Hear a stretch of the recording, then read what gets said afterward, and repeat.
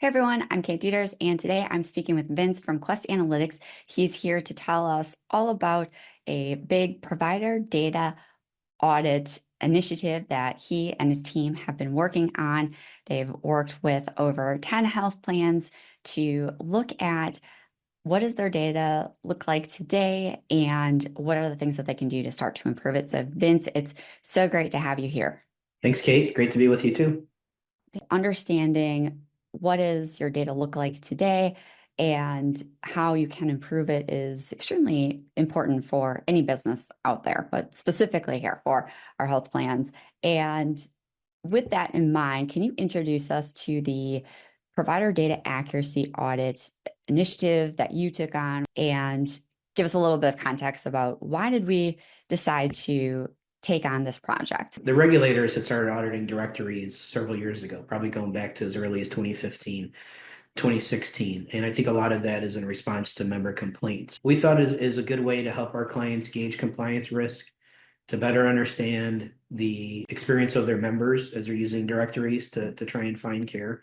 And then also, to a lesser extent, to educate clients about Quest's accuracy services. So those are really the reasons why we started to go down this path. I would assume for most of those health plans too, it was helpful to have that kind of as a guiding post because once you know where are your gaps or what do you need to work on, that helps you understand how you can go forward. Where should you put your focus? Right. I think plans engage with us for different reasons. Some of them wanted to see where they are, like you said. Some of them may already have a process in place and they want to see how well that's working, or they want to explore their current starting point and as they evaluate, looking for some sort of a solution. Those are primarily the reasons why plans have engaged with us to do this. Vince, what are some of the high level results from the audits?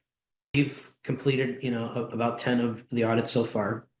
That included about 4,000 records. Of the 4,000 records, about half of the records had at least one error with them. The errors range from, the suite number being incorrect to the provider not working at the location and kind of everything in between. So half of the errors we found were specific to the provider not working at the location shown in the health plan directories. Number two is the phone number is incorrect. We're really looking for the phone number patients use to schedule an appointment, right? It's not the administrative office phone number, it's the appointment scheduling area, right? And confirming that's correct because again, that's how patients are accessing care. So that was the second most common error is related to phone number. The third is really around the question of does the provider accept the plan? As part of the process, we asked the health plans, which plan would you like us to validate when we're talking to providers? Which plan do you want us to confirm the provider recognizes and acknowledges they accept during this process? So,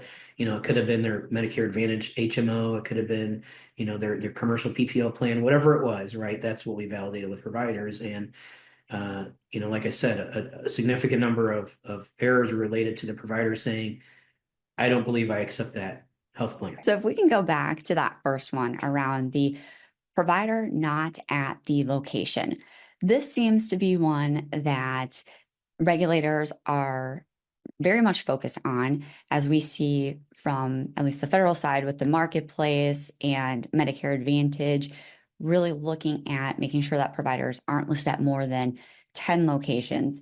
And what we've also seen from studies previously and ongoing, as well as what you're telling us here today, is that this continues to be one of the top errors that consistently shows up.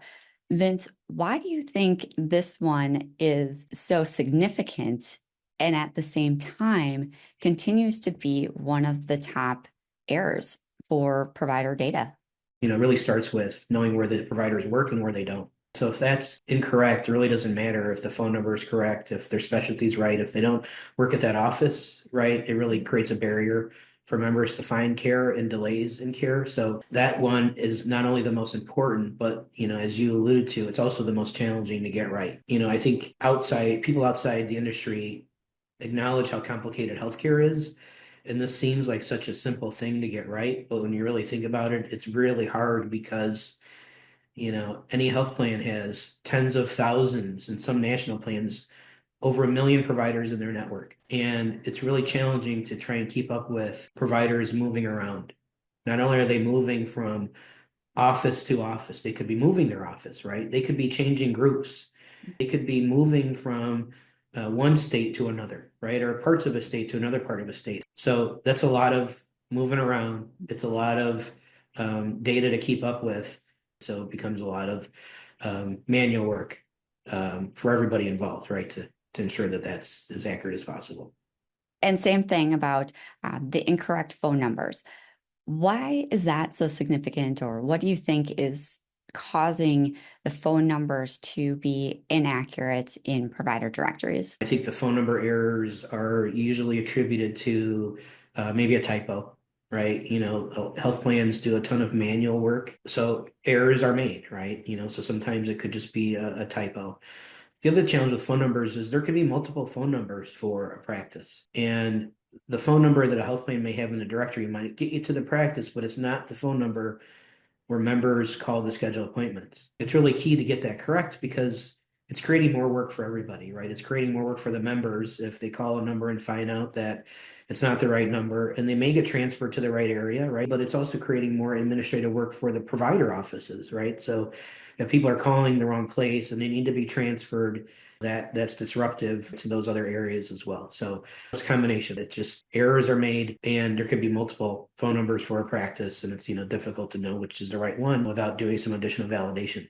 That makes sense. And looking at that third one, the not contracted with the plan, it seems to me that it's a little bit different than the provider not at the location or the incorrect phone number. Are you seeing any patterns with why there might be errors in that area? I think there are a couple of big drivers there. I think just quite simply provider education.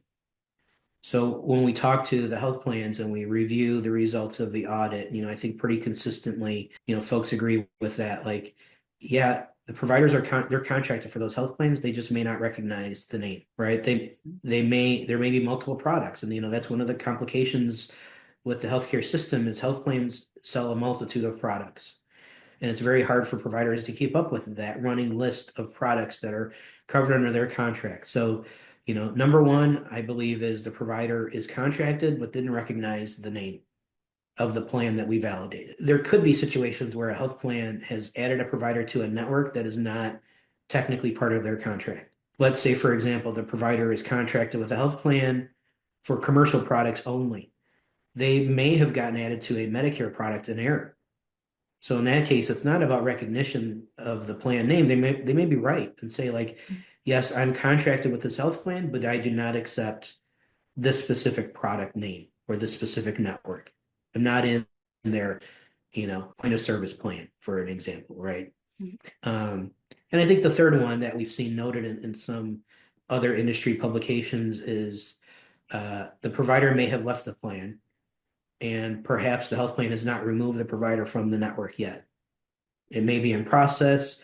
It may, for whatever reason, it may have fallen through the cracks, but the provider's right. They don't accept that plan, and they may have notified the health plan, and perhaps that just hasn't been updated yet. So I think those are really the top three around that specific error. But in any event, right, that's what members are being told when they call to schedule an appointment. One of the questions that is asked is, we'd love to, schedule you with, this provider. What health plan do you accept?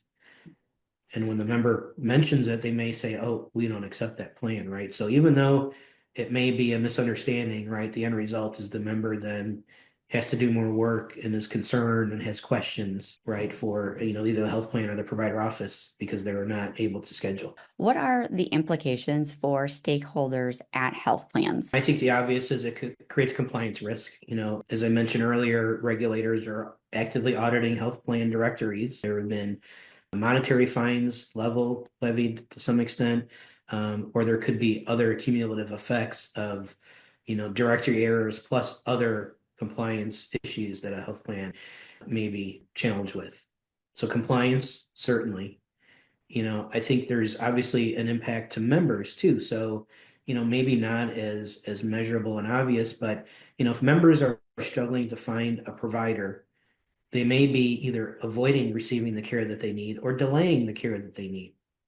And, I think everybody acknowledges that avoiding or delaying care ultimately comes at greater expense to both the health plan and the member. Something that was simple that could have been treated today, 3 months from now could be much different Mhm. with a different outcome and potentially more costly for everybody if care is delayed. And a member may get frustrated and just say, you know what, I'm not gonna, I tried, I'm just gonna wait and see how this goes, right? So, I think there's, cost implications to that as well. And then, I think another, really bottom line impacting issue is if members are not successful in using the tools of a health plan like their directory, they may be dissatisfied and they may be more likely to leave that health plan upon renewal, right? So they may lose business because of, lack of, satisfied members, right? So I think those are really the kind of the key implications. It's cost of care, it's compliance, and overall member satisfaction. Key drivers for the business, right? Right. Yep. In terms of what plans can start to do, Vince, what would be one of your recommendations for somebody who just is thinking, I'm not even sure, where do I start on this journey? I think what I've noticed and what regulators have also noted is, unfortunately, health plans cannot just rely on the updates they get from providers. Hope that, improves the accuracy of their data. You have to be proactive because it's really not about the accuracy of the updates you're getting. As we mentioned before, it's really about the updates you're not getting. But really trying to keep up with providers' work and where they don't, it requires being proactive in a couple of different ways. One, as the regulators have not only suggested as a best practice, but have now also implemented regulations around is quarterly outreach to provider offices. And quarterly outreach really specific to sharing with the provider the information that we have on file or that the health plan has on file and asking them to review and update it. It could be that nothing's changed. You just say nothing's changed, which is great information for the health plan to know.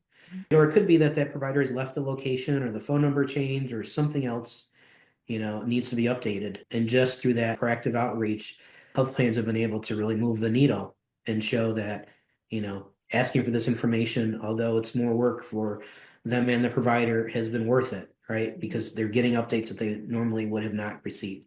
You could take it one step farther, right? And say that not all providers respond to those types of outreaches.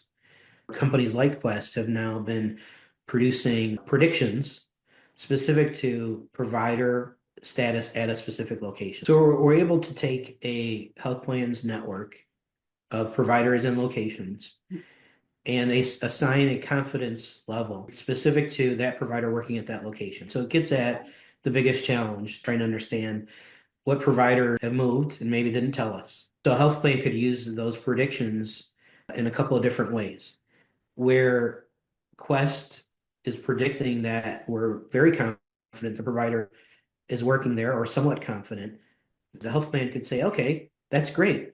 I'm going to set that population aside because those providers work there, and I'm going to focus on the rest of my network where they don't have as much confidence.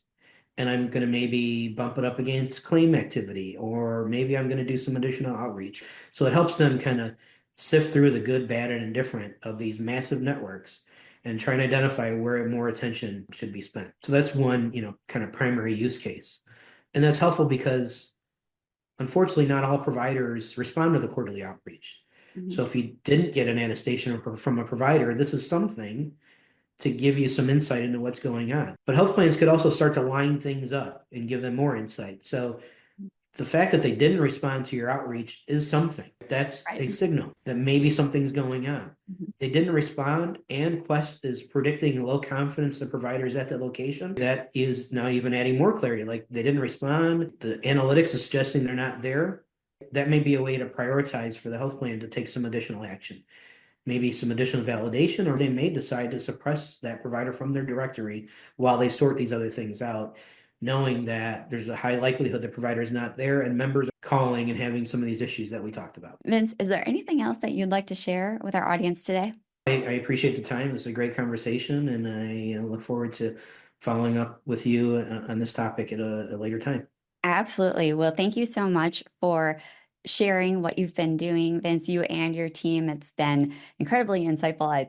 Sounds like it's been very helpful for those who have been involved with it as well. And we look forward to hearing more and receiving more updates from you. Thank you. So again, thank you so much. And if you have any questions or comments for Vince and the different audits that he and his team have been doing, let us know. Otherwise, I hope you all have a wonderful day, and we'll see you in the next one.